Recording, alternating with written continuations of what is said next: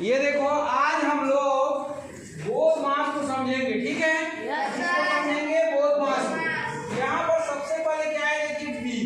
क्या है सबसे पहले? बी। तो बी मीन्स क्या होता है ये अपन देखेंगे। तो बी मीन्स होता है ब्रैकेट। क्या होता है? ब्रैकेट। ब्रैकेट को क्या बोलते हैं? क्या बोलते हैं?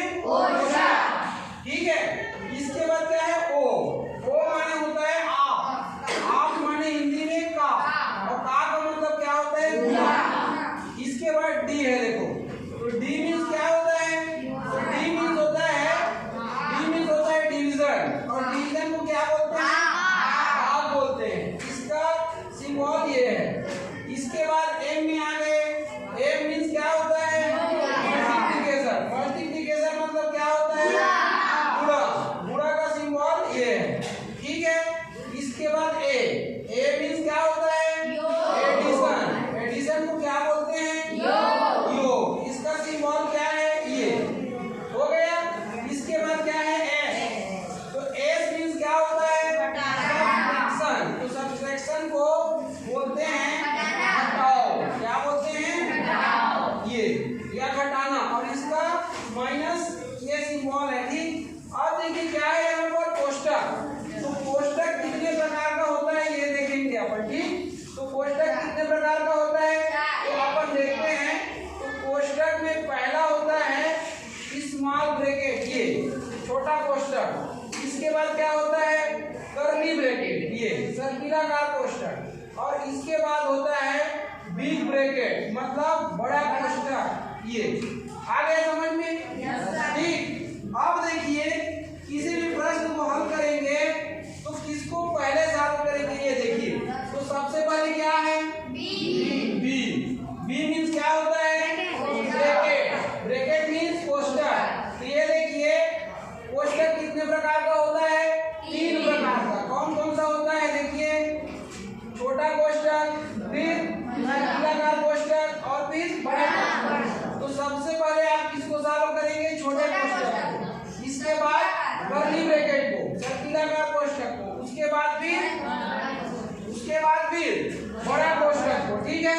और ये तीनों से पहले अगर मान लीजिए ऐसा बार आ रहा है, ये किसी संख्या के ऊपर में लगा हुआ बार आ रहा है, तो बार को आप पहले क्या करेंगे? सॉल्व करेंगे ये बार को। आई बात समझ में? ये देखिए सबसे पहले किसको सॉल्व करेंगे? बार को। बार के बाद फिर छोटा कोष्टक, छोटा कोष्टक के बाद कर्ली ब्रैकेट, सर्पिलाकार कोष्टक, उसके बाद फिर बड़ा कोष्टक, इसके बाद कोष्टक का काम हो गया। उसके बाद का रहेगा, का का मतलब गुणा रहेगा, उसको हल करोगे। इसके बाद फिर भाग को, भाग के बाद गुणा को, गुणा के बाद योग, और योग के बाद घटाओ, ठीक है। तो बोध मास से किसी भी प्रश्न को हल करने का नियम क्या हो गया? तो सबसे पहले ब्रैकेट को सॉल्व करेंगे। ब्रैकेट में स्मॉल ब्रैकेट को सबसे पहले, फिर कर्ली ब्रैकेट को, उसके बाद फिर बिग ब्रैकेट को, बड़ा कोष्टक को, उसके बाद फिर आप मतलब का मतलब गुणा को, उसके बाद भाग को, उसके बाद गुणा को, उसके बाद योग को, और उसके बाद घटाओ। आई बात समझ में? ठीक है। तो इस प्रकार से आपको करना है। चलिए अब हम प्रश्नावली 5.3 का प्रश्न क्रमांक फर्स्ट को सॉल्व करेंगे। कौन से नियम से सॉल्व करेंगे? बोध मास का प्रयोग करते हुए, ठीक है। तो चलिए सॉल्व करना स्टार्ट करते हैं। यहाँ पर देखिए ये स्मॉल ब्रैकेट है, फिर क्या है? का, और उसके बाद फिर क्या है? 1/5। तो बोध मास में क्या था बताइए? बी, फिर ओ के बाद डी, डी के बाद एम, एम के बाद ए, और इसके बाद ए। तो सबसे पहले हमको किसको सॉल्व करना है? बी को। बी मतलब ब्रैकेट को। ब्रैकेट क्या है? देखिए ये ब्रैकेट है, तो क्या हो जाएगा? 4 और 6 कितना हो जाएगा? 4 और 6 कितना हो जाएगा? एक बार लिख लो, चलो ये 4 और 6 का 1/5 है, तो 4 और 6 कितना हो जाएगा? 10। ये देखिए, ठीक है। अब का कितना हो गया? 1/5। अब ब्रैकेट सॉल्व हो गया ना, ये ब्रैकेट क्या हो गया आपका? सॉल्व हो गया ये ब्रैकेट। अब किस में पहुंच गए? ओ मतलब क्या होता है? ओ मतलब होता है का, और का माने गुणा। ये 10 इसका गुणा कर देंगे, और ये 1/5 5, तो 5 एकम 5 दूनी 10, क्या बचा 2 गुणा 1, 2 एकम 2, ये क्या हो गया आपका आंसर।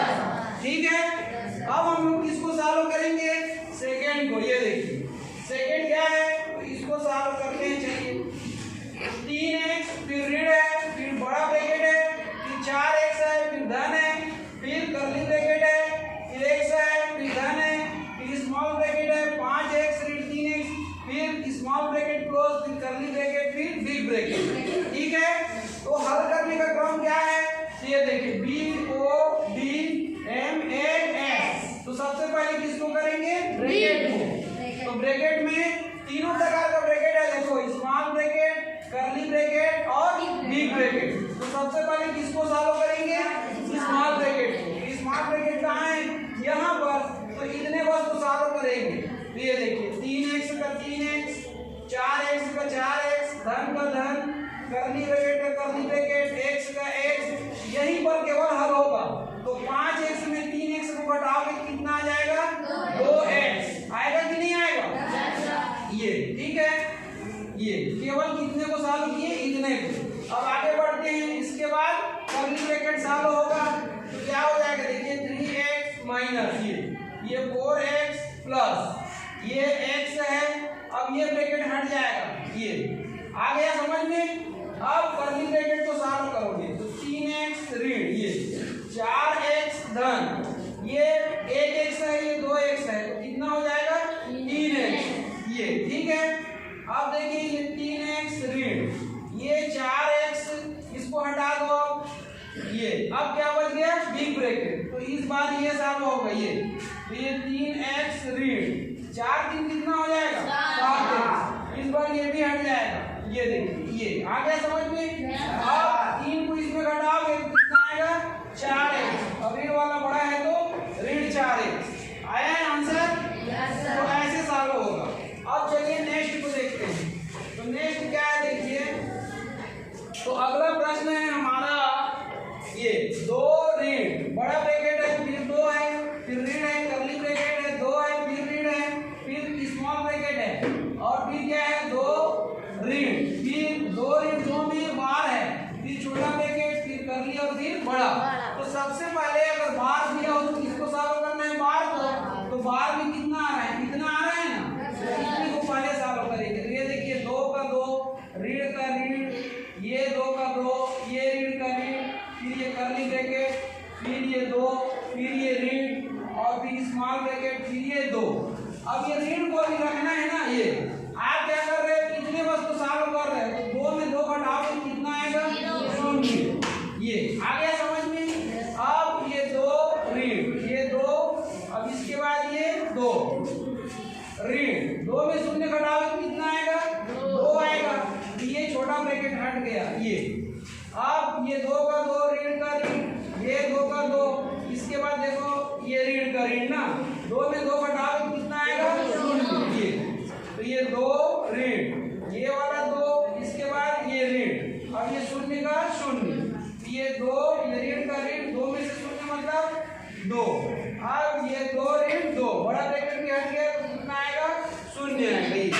तो ये तीनों प्रश्न आपका सॉल्व हो गया। ये 1 2 और 3 कौन से नियम से सॉल्व हुआ, बोधमास से। तो बोधमास का प्रयोग करके आपको सॉल्व करना है। ठीक है, ऐसे आपको सॉल्व करना है। ठीक, बंद कर दो सर।